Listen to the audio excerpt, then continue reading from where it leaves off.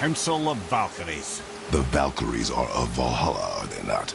Glad to see you're paying attention, brother. You are correct. Valhalla, the great hall of the Einherjar, is their home within Asgard. But while there, they are subject to the scrutiny of the All-Father himself. And relations between the Valkyries and Odin were tense during my tenure as his advisor. Why? Well, that's an even longer story, lad. For now, why don't we look around for some clues?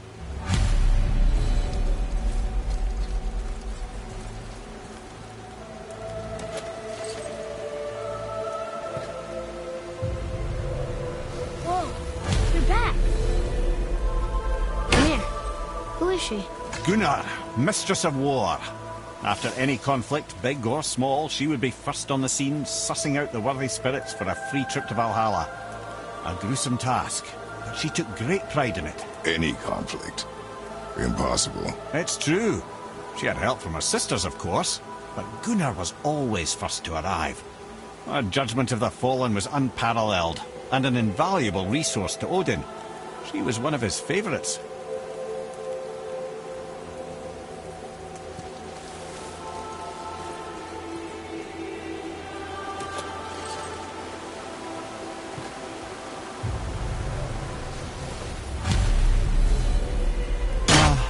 Gondul.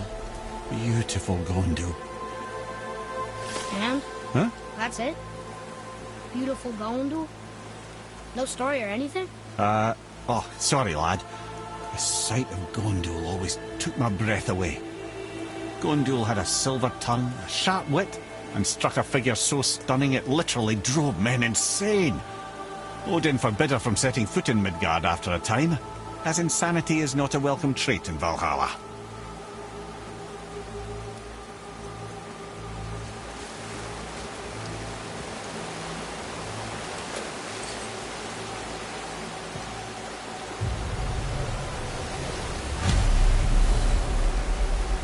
This is none other than Geirdrithul, the Master of Arms in Valhalla, responsible for arming and training Odin's Einherjar. His what? His army come Ragnarok. The entire reason Valhalla exists, you see. The Einherjar wait in the Great Hall endlessly, feasting, drinking and fornicating themselves silly. Once Ragnarok begins, Odin calls them into service to fight on his behalf. Geirdrithul had her hands full training that lot.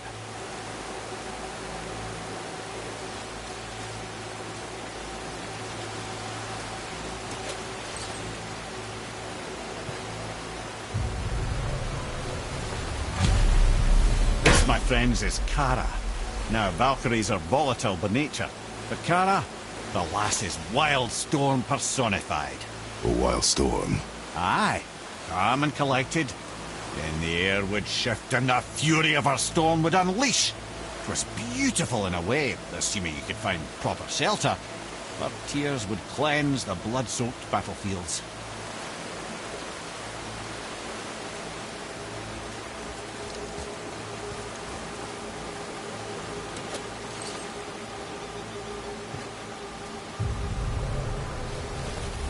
This is Rota, accuser of the slain.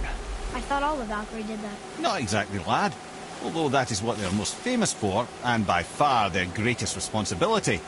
You've seen what happens to the dead without the judgment of the Valkyries. Hellwalkers. That's right. Rota, Gunnar, Skuld.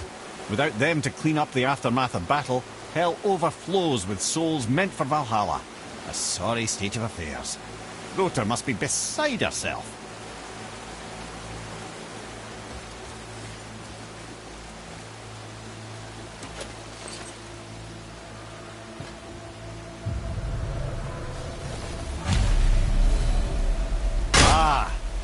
Here we have Air, the healer.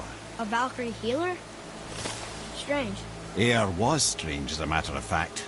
Very quiet, very calm. Where her sisters were violent rapids, Air was a gentle stream. She healed the wounds of both mortals and gods, and even a certain all-knowing sage who once drank too much and fell off a mountain. Not my proudest moment.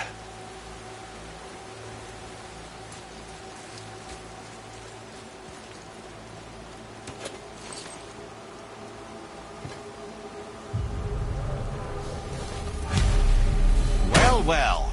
Hilda, mistress of battle. She and Odin got on quite well, actually. Her and the other Valkyries, not so much. She would spend most of her time here in Midgard observing discord between the living, and sewing some up herself from time to time. She lived for conflict. Some say she was conflict personified. I wonder what will become of her now that she's free.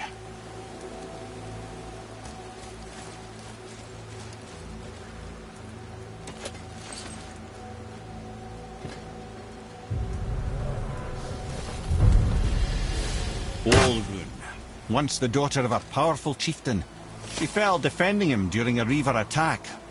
Olrun was escorted to Valhalla, where she chose to devote her afterlife to the pursuit of knowledge above all else. Quite unusual behaviour amongst the constant drinking and feasting of her fellow Valhallian denizens. How'd she end up a Valkyrie? Odin. He saw a kindred spirit in Olrun's single-minded pursuit of knowledge. He appointed her as the Valkyrie's resident historian.